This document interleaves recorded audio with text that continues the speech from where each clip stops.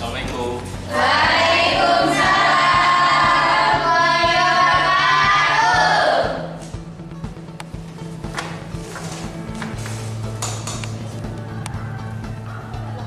Assalamualaikum warahmatullahi wabarakatuh.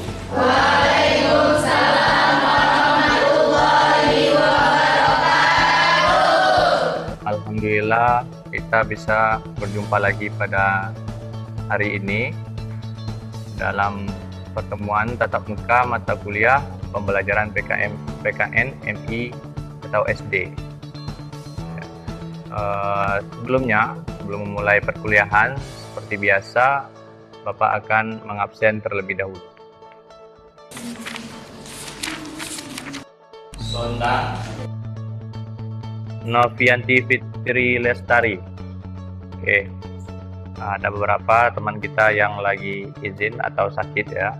Sama-sama kita doakan teman-teman yang lagi sakit semoga segera diberi kesembuhan. Baiklah, pada pertemuan perkuliahan hari ini ya, ada yang sudah tahu kita akan membahas tentang apa?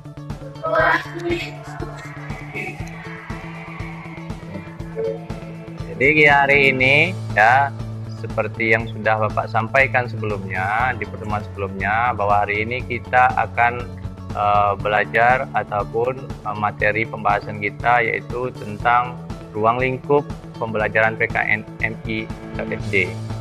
Oke, sebelumnya ada yang masih ingat kita belajar tentang apa? Di pertemuan sebelumnya kita membahas tentang apa? Model pendekatan atau metode dalam pembelajaran PKN MI atau SD. Nah, sekarang kita harus tahu juga ruang lingkup pembelajaran PKN itu apa saja.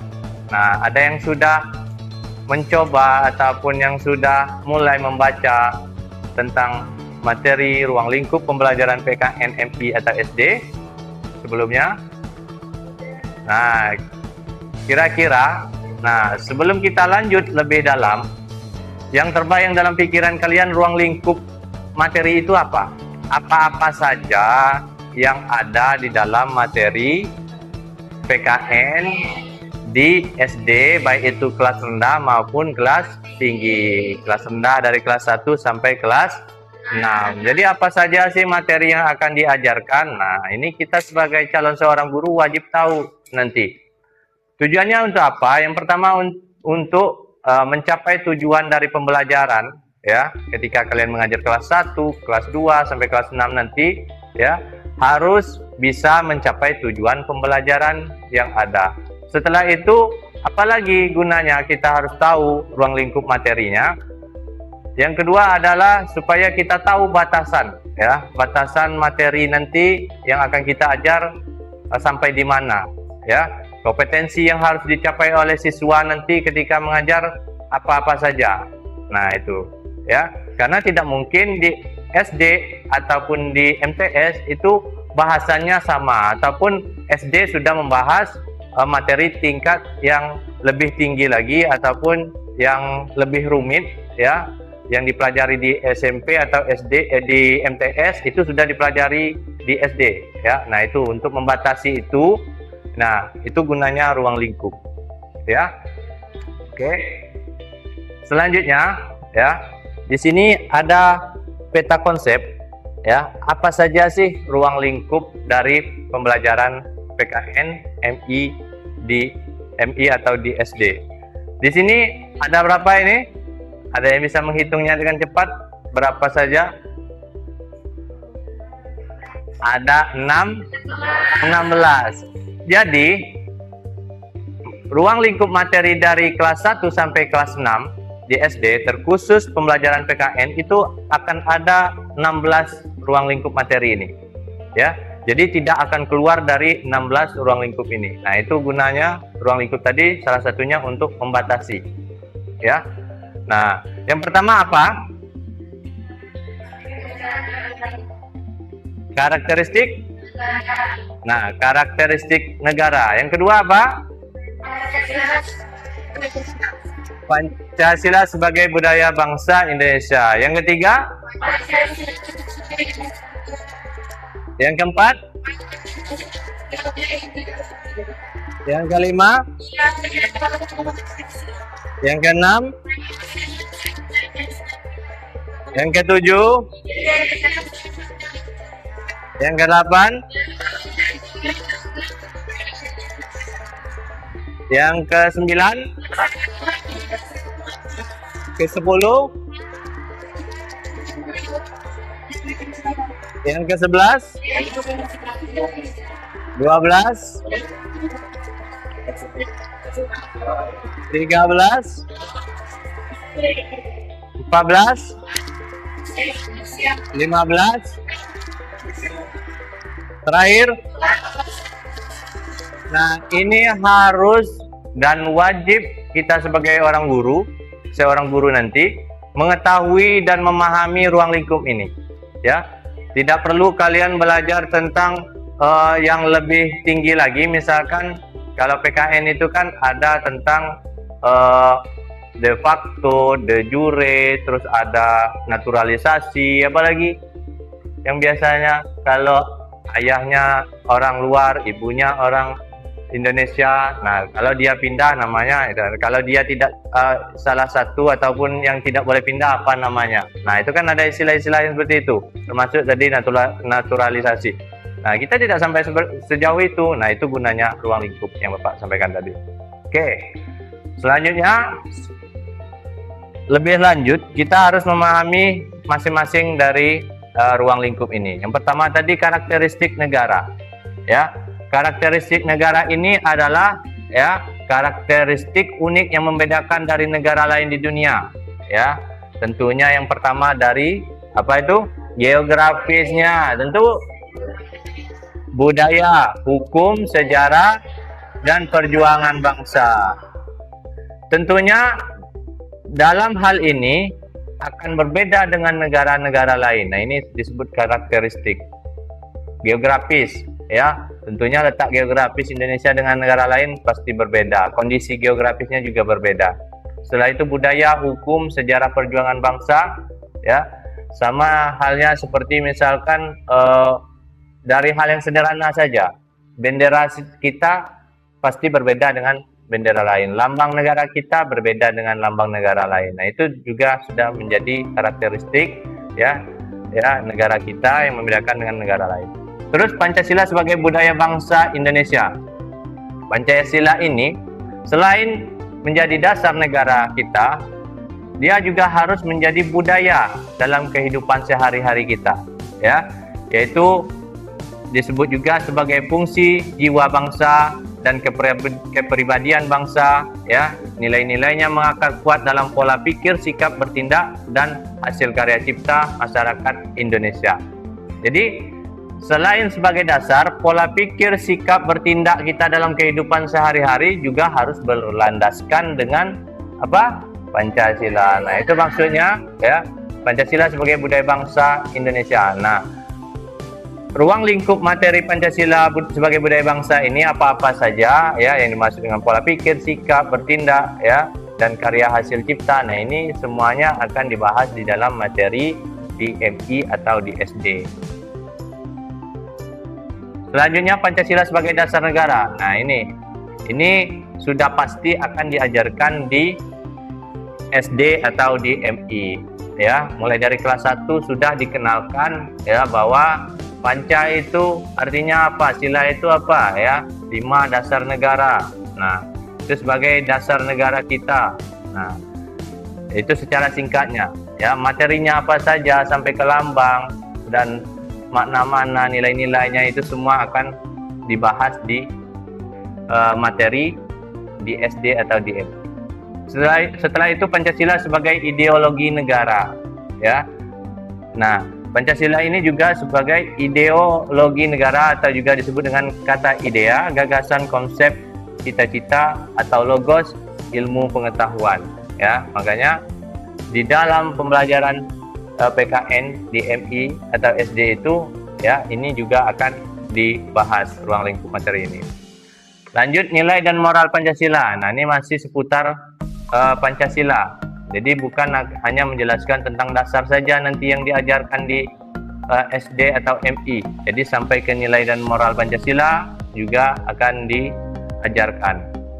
Terus Pancasila sebagai dasar nilai pengembangan ilmu, ya. Jadi perkembangan ilmu nanti juga akan dibahas di dalam materi yang ada di SD atau MI, ya. Perkembangan ilmu, ya. Terus tetap harus berlandaskan dengan dasar-dasar ataupun nilai-nilai Pancasila. Walaupun kita mengikuti perkembangan iptek, ilmu teknologi, tapi tidak boleh keluar dari landasan kita, yaitu Pancasila, ya. Nah, setelah itu identitas nasional. Nah, ini juga akan ada di dalam materi pembelajaran Pancasila yang kita ajarkan di SD atau MI nanti, ya. Seperti ciri, tanda atau jati diri yang melekat pada bangsa, ya, seperti budaya, sejarah, juga sampai ke kesepakatan para pendiri bangsa. Nah, ini ya identitas nasional kita apa-apa saja. Nah, itu ada di dalam materi di MI atau SD.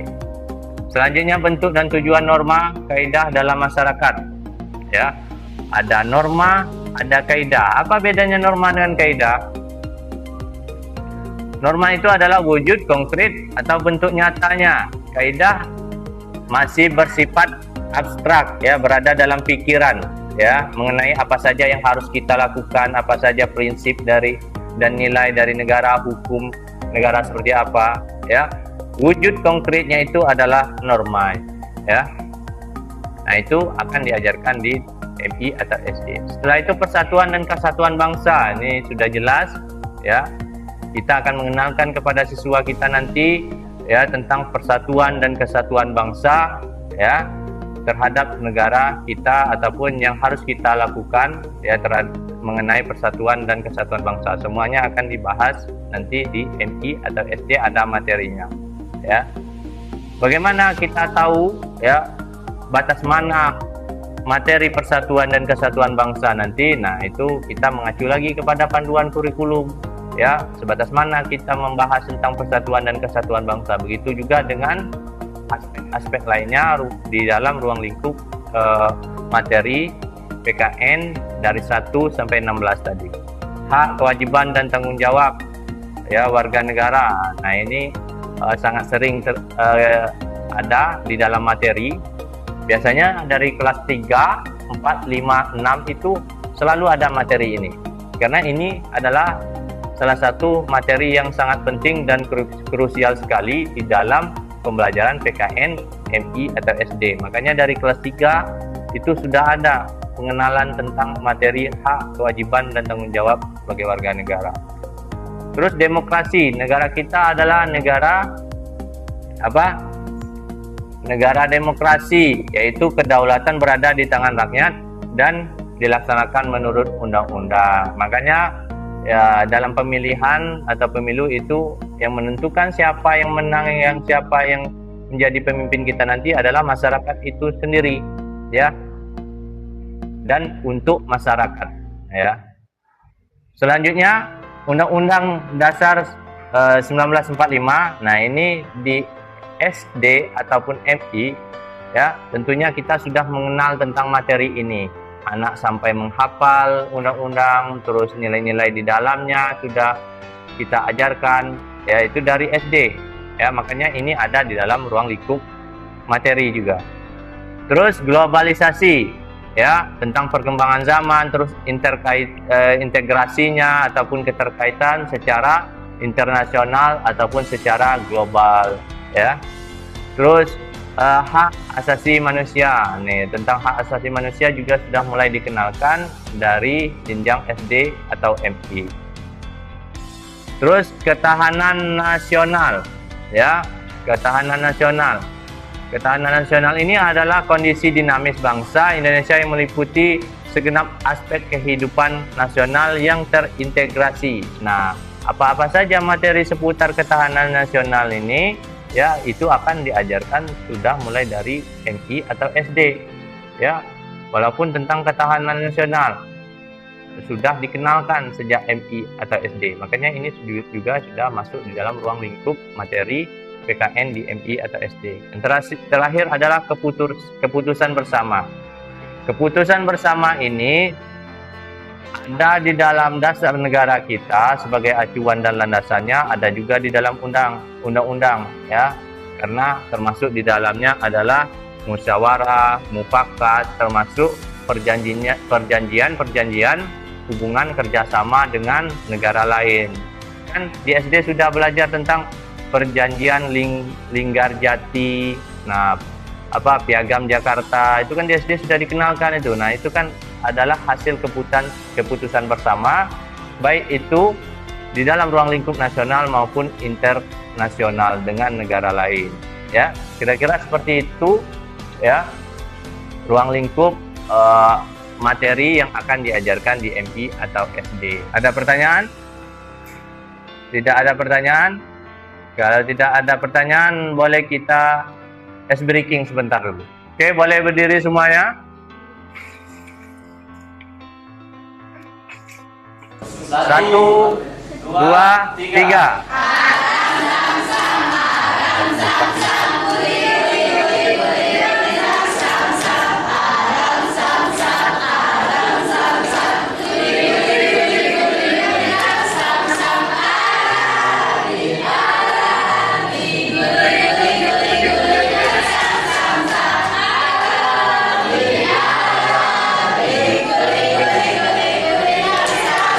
Oke, gimana? Sudah mulai fresh? Tadi sudah Bapak jelaskan ada 16 ruang lingkup materi pembelajaran di PPKN di MI atau SD. Nah, sekarang Bapak tentukan ya.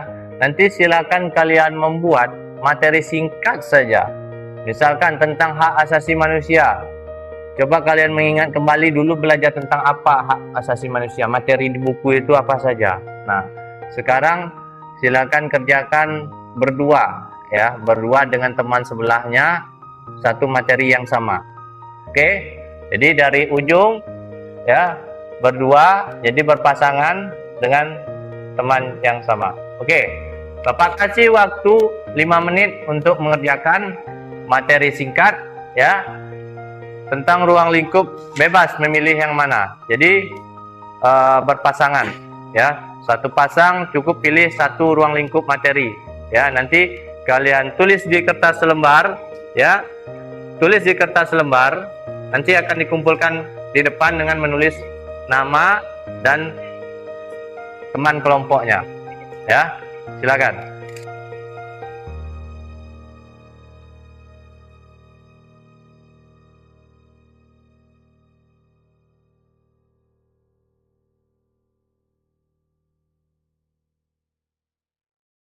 Oke, sudah ada yang selesai?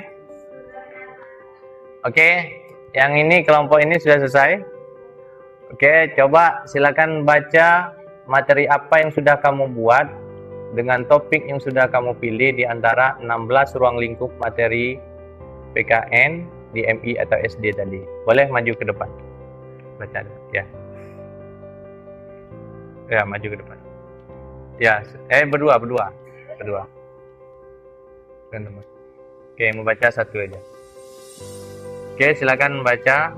Kamu memilih topik yang mana, ya, materi apa, ya. Silakan.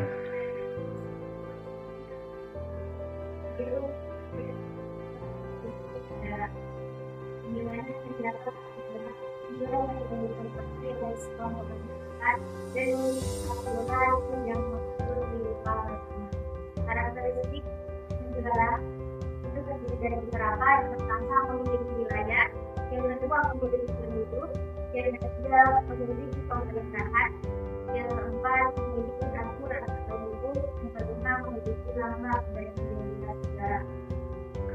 Jadi setiap negara memiliki identitas seperti bendera, bahasa, lalu kebangsaan, lambang negara. Kalau mereka juga Indonesia dan ini bendera negara itu bendera politik, kalau bendera itu juga pakai sekolah dan lalu kebangsaan dan identitas. Dan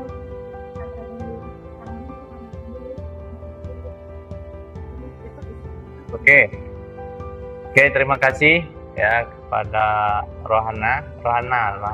Rohani ya sudah mempresentasikan dengan teman kelompoknya tentang materi yang sudah dipilihnya ya.